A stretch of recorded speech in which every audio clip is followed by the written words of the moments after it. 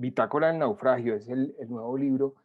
Es un libro donde, por supuesto, como cada libro soy hay mucho para hablar, Mario, pero hay varias cosas. Uno nota aquí, por ejemplo, una gran salida al encierro. No sé, si quiere empecemos por ahí. Usted estaba metido en todo el proyecto de la novela gráfica y de las Ujú. series de cómics, y aquí en las páginas está todo el aullido, si me quiere aceptar esa palabra de un poema famoso, frente a este encierro duro, ¿no? ¿Cómo fue ese proceso? Mira, yo creo que hay una diferencia entre la soledad que es elegida y la soledad que es obligatoria, ¿no? La soledad elegida, que es el caso de la mayoría de los escritores, nos llevamos muy bien con el encierro. Es como nuestro ritmo normal, como nuestro ritmo natural. Entonces, uno fluye y la verdad no hay muchos cambios entre la vida que llevábamos antes y la vida que llevamos ahora. Yo he hablado con algunos colegas y más o menos a todos nos sucedió lo mismo, es el ritmo natural, a diferencia de otras personas que sí estaban acostumbradas a salir a trabajar, relacionarse, almorzar con compañeros de trabajo, dialogar, ir, venir, desplazarse de un lugar a otro. Nosotros no. Sin embargo, yo tengo una psicología muy extraña y es que yo soy un poco anárquico, anarquista. Entonces, las cosas impuestas casi que a las malas me cuestan mucho trabajo. Entonces, el encierro obligatorio sí me generó algo, me pareció algo muy violento y muy agresivo. Y fue muy difícil para mí. Fue muy difícil, aparte de eso tenía que hacer un duelo de un pariente, pero aparte de eso hubo un accidente, entonces quedé impedido de la mitad del costado derecho, entonces el brazo derecho, la pierna derecha, el pie derecho, todo eso significó que el encierro se acentuaba y se volvía más claustrofóbico cada vez. Entonces, yo creo que la única posibilidad fue la escritura, como siempre, el libro. Y yo creo que el libro va cargado de esa angustia, como de una cierta desesperación, con momentos pausados en donde puedo reflexionar tranquilamente, que son los mejores momentos quizás del libro. Sí, Mario, aquí hay por supuesto una idea que también está presente en otros de sus libros y me llamó mucho la atención también en la novela gráfica, que es esa idea de que avanzamos hacia el fin. O sea, esto no es gratuito lo que nos está pasando como generación, como humanidad, y esto es un destino inexorable casi. No sé si también obviamente usted lo hizo así conscientemente o eso ya le fluye porque es una especie de discurso que usted trae y es una proclama que usted necesita dejar. ¿Cómo funcionó esa parte? Es que es tan fácil darse cuenta, Jairo, yo no entiendo cómo otras personas no lo notan, porque desde el año 45 en adelante, digamos desde los lanzamientos de las bombas atómicas, ese fue el momento en el que debimos parar. Ahí debimos frenar y ahí debimos decir, bueno, un segundo, ¿qué estamos haciendo? ¿Qué es esto? ¿Cómo así que terminamos usando la investigación de las leyes de la naturaleza para despacharnos en Hiroshima a no sé cuántos civiles, para masacrar en Nagasaki después? ¿Cómo así que el pueblo más sofisticado, más culto, con las universidades más antiguas de Europa, que es Alemania, termina siendo campos de exterminio? ¿Qué es eso? Cremando personas, gaseando gente, niños. O sea, ¿cómo llegamos a esto? Y ese fue el momento en el que debimos entender a Freud, debimos saber que había un inconsciente bestial, que había un animal, que había una cosa, una fuerza secreta que nosotros no entendíamos, y resulta que no frenamos, no paramos, y las consecuencias después fueron nefastas. Después vino Corea, después vino Vietnam, después vino Irak 1, Irak 2, Siria, y ahí ha sido una lista inenarrable de bestialidades y de cosas que violan todas las, digamos, las cláusulas internacionales, los derechos humanos, etcétera. Entonces, ¿cómo diablos es que no somos capaces? Y en un sistema aislado, si uno se reproduce vertiginosamente y uno va subiendo y llega a esa cifra escandalosa que son 7.700, 7.800 millones de personas, pues es fácil predecirlo, Jairo. Entonces uno dice, claro, solo falta una línea de entropía, no más. Apenas entre una línea entrópica, esto va a ser el desastre. Entonces yo entendí que la línea de entropía, ya el punto definitivo de no retorno, era la pandemia. Y eso la Organización Mundial de la Salud también lo venía anticipando. Ellos venían hablando de un patógeno X y ellos decían, o sea, si uno mira los informes, uno se da cuenta, uno dice SARS, claro, H1N1, H1N3, después ébola, se les sale el ébola, pero logran pues controlarlo, ¿no? No se les salió de África porque si no hubiera sido el desastre, luego Zika, chikungunya, o sea, hay un lapso de 2 o 3 años entre virus y virus. Y ellos decían, patógeno X es un patógeno que tarde o temprano se nos va a salir de control. Entonces, cuando se salió de control, en efecto, el coronavirus, yo dije, listo, esta es la línea de entropía. Y luego leí los informes de Naciones Unidas sobre las consecuencias de lo que iba a pasar y ellos hablan de hambrunas de proporciones bíblicas. Y bueno, ya lo estamos viendo, las consecuencias sociales, la gente tiene que salir a la calle, la gente está enfurecida, la gente no puede más, todo eso hace parte del mismo paquete. Entonces, mi manera de entrar, no a un ensayo, porque a mí no me interesaba hacer un ensayo sobre la pandemia, soy un escritor finalmente, era entrar a las psicologías, entrar a los imaginarios de las personas, estar muy atento a lo que estaba ocurriendo y viajar a través de las historias de los otros para darle como una especie de escaneo a esos imaginarios. Eso fue lo que hice, Jairo. Claro.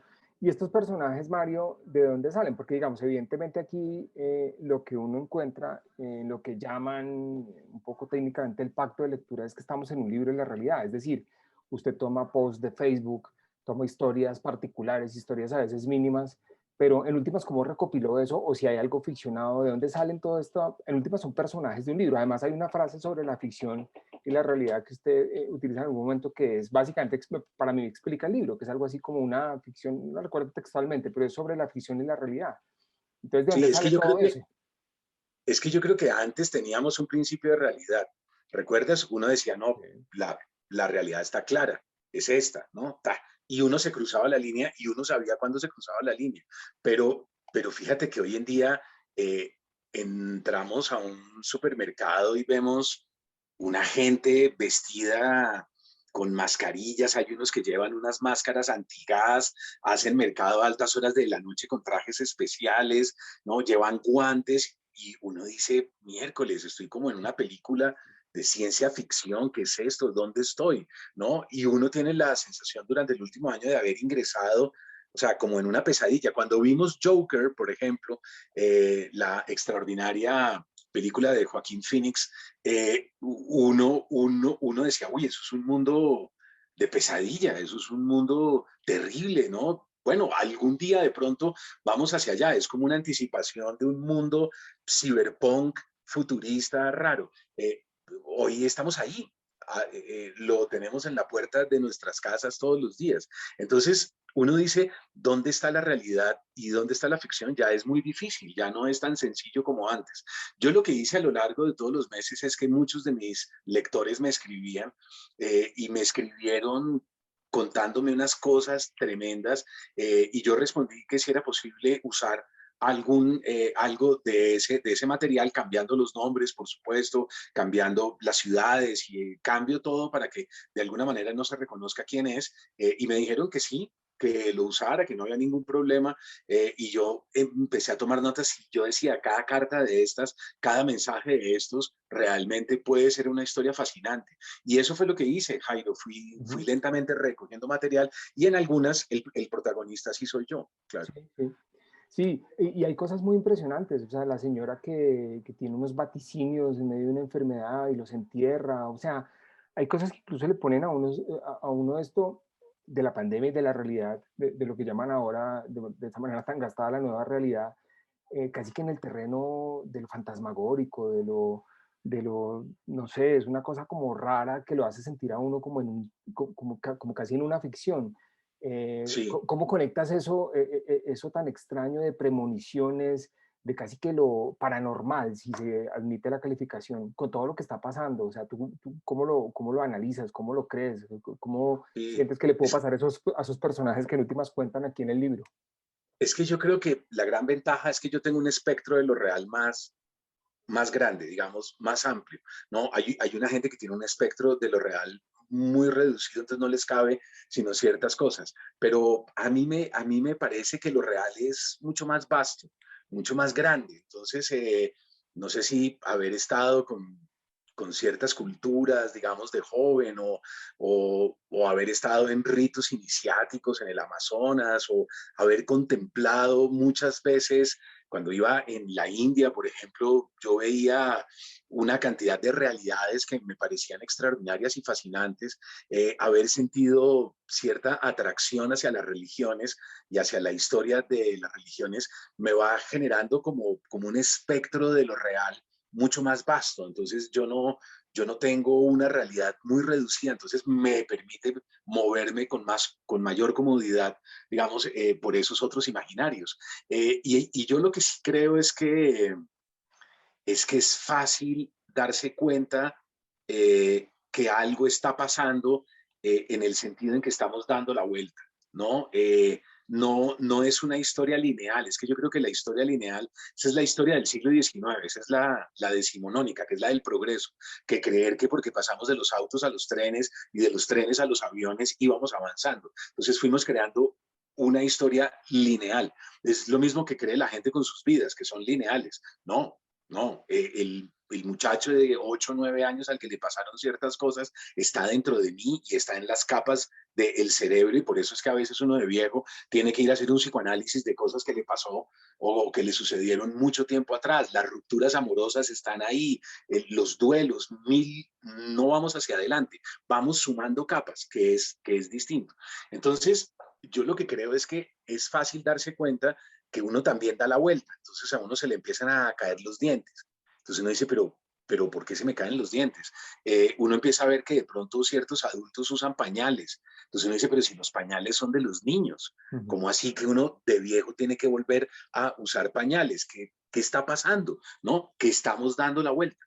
Entonces uno va dando la vuelta, y en ese sentido la historia de la civilización es lo mismo. Nosotros no vamos hacia adelante, nosotros vamos en realidad hacia seres primitivos, bestiales, se está activando el cerebro reptil, y el cerebro reptil es el de la tribu. Entonces si tú te vas a dar cuenta ahora, lo que vas como a detectar es que la gente va a empezar a militar en su clan, en su tribu, ¿no? Entonces nosotros, los de tal cosa, y es un pensamiento muy tribal, y les va a quedar muy difícil ensancharse para entender a los otros que son distintos. Entonces, no, pues lo chévere de la, digamos, Revolución Francesa y de los derechos humanos es la tolerancia sobre la diferencia. No, eso no va a ocurrir. Eso va a ser cada vez más un problema de tribus cerradas, muy compactas. Mm. Claro. Mario, hay un momento del libro que está conectado con las marchas del Capitolio de enero. Y casualmente el libro pues ya estaba impreso, uno lo está leyendo en estos días y estamos viviendo este panorama en Colombia. Exacto. Entonces ahí uno queda doblemente asombrado. ¿Usted qué sensación le deja todo lo que está pasando? Y pues también la conexión un poco con su libro, en ese sentido. Yo creo que estábamos tan aplastados en enero que no nos dábamos cuenta de lo que estábamos viendo, ¿no? Pero lo que estábamos viendo era increíble, porque era la democracia supuestamente más sólida del mundo, casi que el ejemplo de la democracia mundial, y de pronto ver unos tipos barbados, porque además no son yuppies, ¿no? Uno cree que los Proud Boys son seguramente, como son seguidores de Trump, uno se los imagina como una especie de yuppies de Wall Street, todos encorbatados, adinerados, bien vestidos. No, no, es lo que llaman el deep state, ¿no? El estado profundo, ¿no? Es una cantidad de sureños abandonados, sin oportunidades, sin llegar a las universidades, etcétera. Entonces, uno ve esos greñudos, barbados, con unas botas de leñador. No sé si viste ciertas tomas en que tenían garfios Sí, para sí. escalar, ¿no? Cuernos, Entonces, bueno, todo. claro, y entraron con trajes chamánicos, con cuernos de bisonte, Sí. eran unos salvajes, salvajes en términos primitivos. Y uno decía, ¿qué estoy viendo? ¿Qué es esto? Yo entendí perfectamente. Yo ya venía siguiendo a Spengler, yo ya venía siguiendo a Paul Erlinger, que era además entomólogo, ¿no? Todos ellos hablaban de la caída de Occidente y de ese retroceso. Entonces yo dije, claro, esto es, ya está muy claro que vamos hacia atrás. Y de alguna manera creo que lo que está sucediendo en Colombia viene a ser una cosa bastante parecida, y es que fíjate bien que pensar o argumentar se está volviendo muy difícil. ¿Por qué? Porque la gente solo se mueve por emociones. Entonces, las redes sociales son emocionales, son unas descargas de adrenalina emocional tremendas, y sobre todo el odio es viral. El odio es otra pandemia, y es muy fácil contagiar odio. Es muy sencillo porque el odio está en el cerebro primitivo, en el límbico, es una cosa ancestral, atávica. Eso fue lo que nos sucedió al comienzo de la humanidad, que cogíamos un garrote y nos íbamos contra los otros que no eran como nosotros. Pero la razón, la argumentación, la pausa, sopesar, concluir, inferir, depurar, todos esos verbos que son tan complicados están en el neocórtex, que es una parte distinta del cerebro. Eso fue una conquista que nosotros logramos después de milenios y milenios y milenios de civilización. Entonces, no, va a ser muy difícil calmar los ánimos, apaciguar las tribus, enseñarles a controlar las emociones y a decirles sean dueños de sus emociones, controlen las emociones. No, eso va a ser muy difícil. Eso es como si tú le dices a un junkie, por ejemplo, mire, todo lo que le va a suceder si usted mete heroína, se pega un chute de heroína, es esto, esto, esto y esto. Esa es una información que entra a la razón, que entra a una parte del cerebro, ¿no? Pero resulta que el tipo está atravesado por una adicción, y la adicción pasa por otra zona. El tipo puede escuchar todas las razones, sale a chutearse y a meterse y no le interesa. Aquí pasa lo mismo. Salir de las emociones va a ser muy difícil y volver a la razón. Mario, ¿qué está pasando en últimas en Colombia? Me parece interesantísimo ver el diagnóstico de una persona como usted y de un pensador como usted, porque obviamente independientemente de la conjetura inmediata del estado hoy, de la situación, de los días que llevamos en paro, no sé si usted tiene una lectura más global, porque obviamente estamos atravesados por puros contextos inmediatos, por puros partidos políticos y por puros liderazgos del momento, pero yo no sé si usted tenga una mirada un poquito más general de esta situación tan difícil que estamos viviendo. Pues yo no sé si es una mirada más general, de pronto me equivoco como todo el mundo, pero yo creo que el gobierno abusó de mala manera. Yo creo que fue exageradamente bestial y cruel a lo largo de toda la pandemia. Había masacres permanentes, casi que diarias, cotidianas, líderes ambientales, lideresas y líderes sociales masacrados, excombatientes de las FARC que ya habían firmado, que también salían sacrificados, algo que nos recordaba el exterminio de la UP, que fue una cosa salvaje en este país, lo que llaman la paranoia roja, ¿no? Que es ese miedo al comunismo, ese terror de una oligarquía dominante que se ha apropiado del 80 y tanto % de la tierra en este país de manera violenta, porque son violentos desde los encomenderos, ¿no? Cuando uno mira cómo se apropiaron de la tierra, uno ve las encomiendas coloniales y uno se ha dado cuenta que es una oligarquía que se ha apoderado a las malas, que son beligerantes, que son peligrosos, ¿no? Es una de las oligarquías más duras de América Latina. Entonces, ya llegando a la pandemia, yo creo que abusaron, yo creo que aplicaron una doctrina que se llama la doctrina del shock, ¿no? Algo de lo cual ya nos habló Naomi Klein en un libro fascinante, y es que creer que porque la población estaba un poco amedrentada, asustada, golpeada por una catástrofe que era la pandemia, podían imponer las cláusulas económicas que les diera la gana. Eso es Milton Friedman y toda la escuela de Chicago, una cosa terrible. Y ellos creyeron que no había ningún problema, metieron una reforma tributaria y resulta que la gente estaba contra las cuerdas, la gente no puede más. La pandemia sacrifica, según los analistas, 2 generaciones por lo menos que van a salir sacrificadas. Eso significa gente que tú ya tienes 19, 20 años y sabes que tu vida está anulada. O sea, no vas a poder terminar. Si logras terminar la universidad, no vas a conseguir empleo, no vas a poder viajar, no vas a conseguir becas, no, estás liquidado, estás prácticamente en ceros de ahí hasta tus 40, 45 años. Entonces, eso es algo terrible, eso es algo bestial, salvaje, indecoroso, ¿no? Y en lugar de hacer un plan de choque, lo que hicieron fue presionar y presionar aún más hasta que generaron el estallido. A mí me parece que el estallido es más que legítimo. Yo he defendido, yo he salido a la protesta muchas veces, pero lo que sí creo es que hay un momento en el que la rabia, la indignación hay que capitalizarlas políticamente, y es el momento de asociarse, es el momento de mesas de trabajo, trabajo, colectivos, asociaciones, ¿no? Y hay que llegar a algo que a mí me parece una revolución más inteligente, que es la revolución de las urnas, ¿no? Hay que llegar allá, hay que llegar al voto democrático, hay que inscribir candidatos, hay que inscribir la cédula. Si acabo de cumplir 18 años o cumplí hace poco y no la he inscrito y nunca he votado, tengo que ir a la registraduría y tengo que empezar a registrar, y hay que prepararse porque son pocos meses, no es una cuestión de 3 años, es una cuestión de meses. En marzo estamos en las elecciones al Congreso y en junio, en mayo del año entrante vamos a estar en las elecciones a presidencia de la República. Entonces, si no hay cambios estructurales, si esto no llega, si las minorías no tienen representantes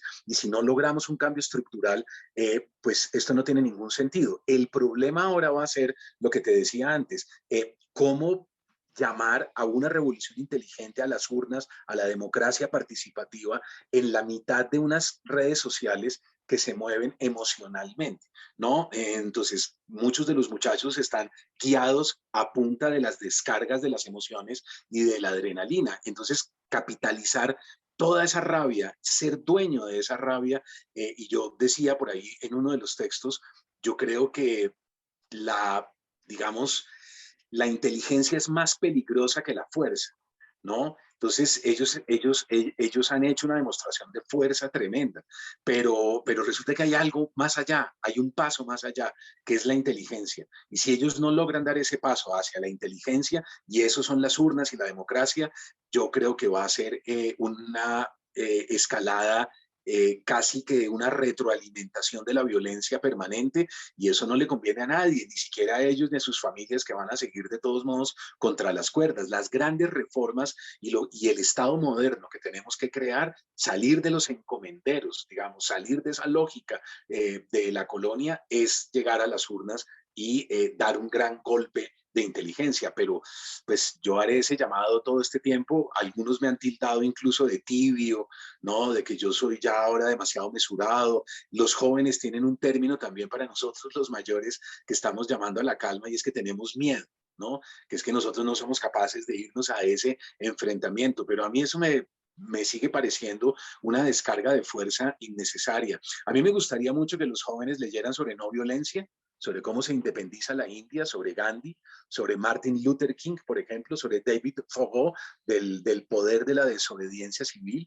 Y para ser contundente y fuerte frente a un establecimiento asesino, cruel, déspota como el nuestro, no hay necesidad de romper nada, ¿no? Hay cosas mucho más contundentes como la desobediencia civil, ¿no? Y ahí no hay ningún acto de violencia, es una fuerza que se ejerce desde la inteligencia. Pero va a ser difícil, Jairo, va a ser muy difícil.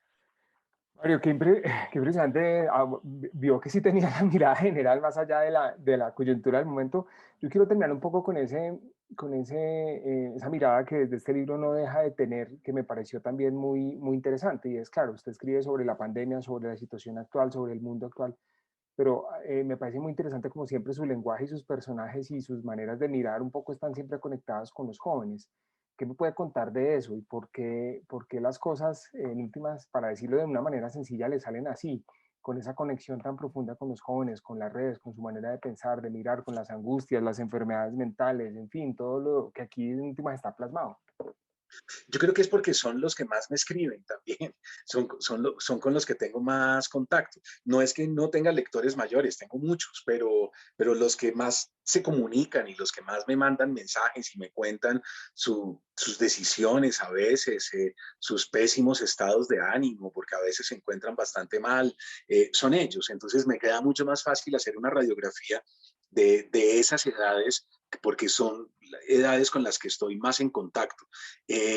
Pero yo creo, lo que te decía ahora, yo creo que tener 18 años en este momento es muy duro. Es muy difícil. Nosotros tuvimos las posibilidades de comprar un apartamento, de hacer una vida, de viajar. Ellos no. Ellos están ya a los 18, están contra las cuerdas. Entonces, hay una segregación social que se va marcando cada vez más. Y ojo, porque cuando hablamos de segregación social, la mayoría de las personas creen que ellos no segregan, ¿no? Entonces ellos dicen, uy, sí, la segregación social, horrible, y creen que es una cosa que hacen otros por allá.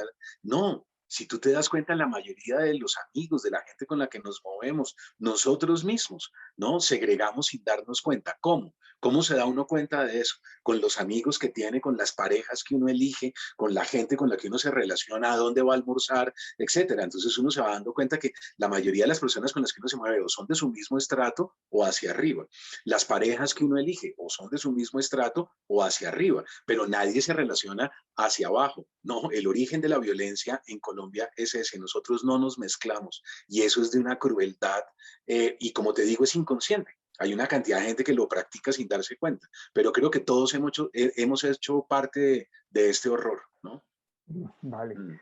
Mario, muchas gracias. Podríamos seguir y seguir y seguir, pero obviamente dejémoslo en estos términos para que la gente disfrute, por supuesto, este libro que como siempre está muy interesante. ¿Qué viene después? Solamente para terminar, más narrativa de esta un poco en esta clave o más novela gráfica. Pues nosotros estamos con el grupo gráfico trabajando fuertemente. Ahora salen 2 cómics del último día sobre la Tierra. Ujú. Curiosamente son los 2 cómics en donde había una pandemia, no porque Sí, estemos inspirados en sí. la pandemia, sino porque Está anunciado. nosotros ya, Sí, yo recuerdo. exactamente, ya nosotros veníamos con la pandemia como idea central para los cómics, entonces eso va a ser terrible porque va a ser darse cuenta de cómo nos anticipamos.